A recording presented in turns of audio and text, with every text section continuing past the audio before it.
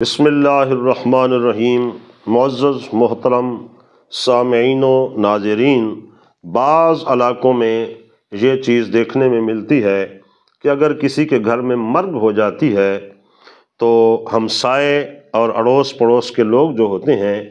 ان کے ساتھ ہمدردی کرتے ہوئے ان کے گھر میں اول تو 3 دن وگرنہ 1 دن تو لازمی کھانا بھیجتے ہیں کہ ان کا چولہا نہ چلے، کیونکہ وہ دکھ میں ہیں، تکلیف میں ہیں، پریشانی میں ہیں، تو ان کے بچوں کے لیے اور گھر کے افراد کے لیے جو ہمسائے ہوتے ہیں وہ اپنے اخراجات پر، اپنے خرچ پر یا دور دراز سے آئے ہوئے مہمانوں کے لیے کھانے وغیرہ کا بندوبست کرتے ہیں۔ تو ان کے لیے یہ بہت ہی اچھی ایک حدیث پاک ہے کہ یہ رسول اللہ صلی اللہ علیہ وسلم کا مسنون طریقہ اور حضور کا حکم ہے، اور ایسا ہونا چاہیے اور ایسا کرنا چاہیے، جس طرح کہ یہ حدیث پاک ہمیں بتاتی ہے۔ عن عبداللہ ابن جعفر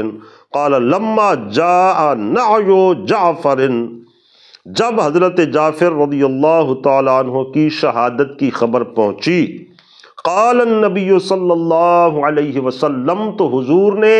ابھی خبر پہنچی تھی اور آپ کا وجود مسعود وہاں گھر تک نہیں لایا گیا تھا، شہادت کی خبر فقط آئی تھی کہ آپ شہید ہو گئے ہیں جنگ کے اندر۔ تو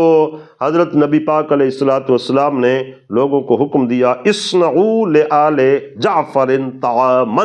کہ تم آل جعفر کے لیے، حضرت جعفر رضی اللہ تعالیٰ عنہ کے گھر والوں کے لیے کھانے وغیرہ کا بندوبست کرو۔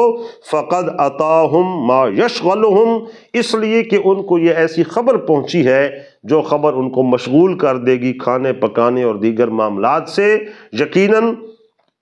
روک دے گی، رکاوٹ بن جائے گی۔ تو اس تکلیف اور مرگ کی وجہ سے ان کے گھر میں کھانے وغیرہ کا بندوبست کرنا اور بھیجنا پہنچانا یہ سنت نبویہ اور حضور صلی اللہ علیہ وسلم کے حکم مبارک سے ثابت ہے، ایسا کرنا چاہیے۔